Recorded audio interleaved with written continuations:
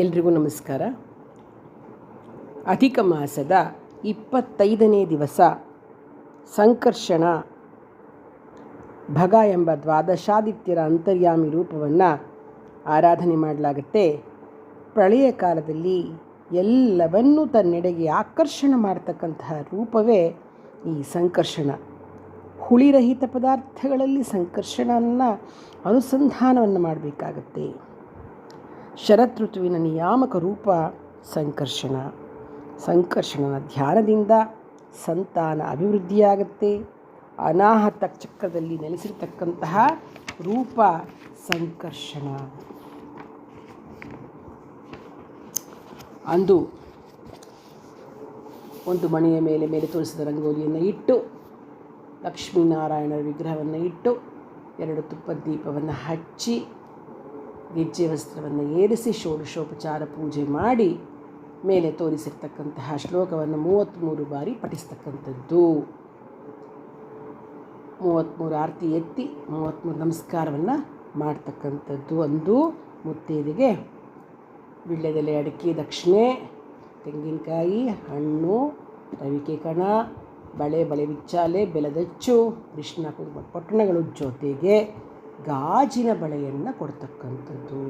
ಇಲ್ಲಿ ನೀವು ಕೇಳ್ಬೋದು, ಪ್ರತಿನಿತ್ಯ ಗಾಜಿನ ಬಳೆ ಹೌದು ಕೊಟ್ಟಿರ್ತೀವಿ, ಆದರೆ ಇವತ್ತು 33 ಗಾಜಿನ ಬಳೆಗಳನ್ನು ಕೊಡ್ತಕ್ಕಂಥದ್ದನ್ನು ಮಾಡಬೇಕಾಗತ್ತೆ. 33 ಗಾಜಿನ ಬಳೆಗಳನ್ನು ಕೊಡಬೇಕಾಗತ್ತೆ. ಸಂಕರ್ಷನಿಗೆ ಆರತಿ ಹಾಡನ್ನು ಬರೆದಿದ್ದೇನೆ. ಈ ಹಾಡನ್ನು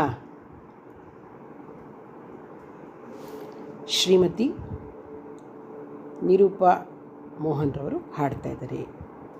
ಧನ್ಯವಾದಗಳು. ಸರ್ವರನ್ನು ಆಕರ್ಷಿಸುವ ಸಂಕರ್ಷಣನಿಗೆ,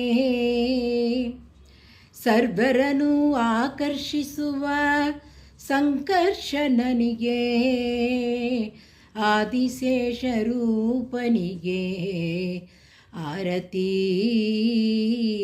ಗೈವೆನು, ಆರತಿ ಗೈವೆನು.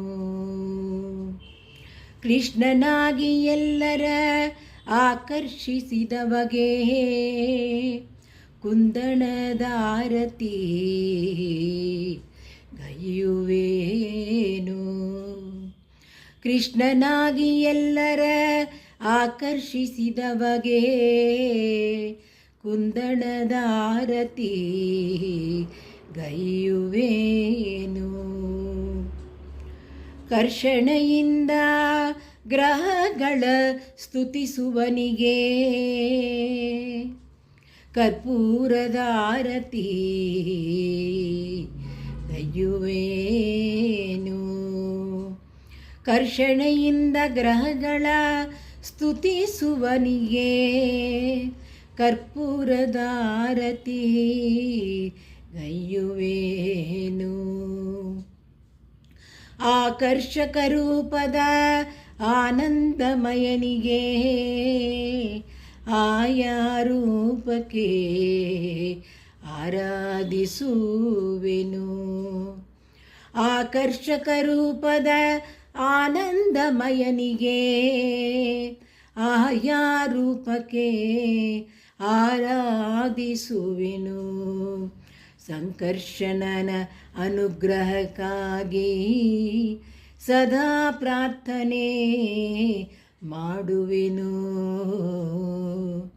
ಸಂಕರ್ಷಣನ ಅನುಗ್ರಹಕ್ಕಾಗಿ ಸದಾ ಪ್ರಾರ್ಥನೆ ಮಾಡುವೆನು.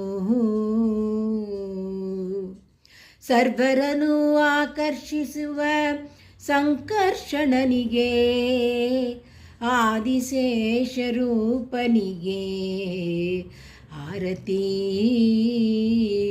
ಗೈವೆನು, ಆರತಿ ಗೈವೆನು, ಆರತಿ ಗೈವೆನು.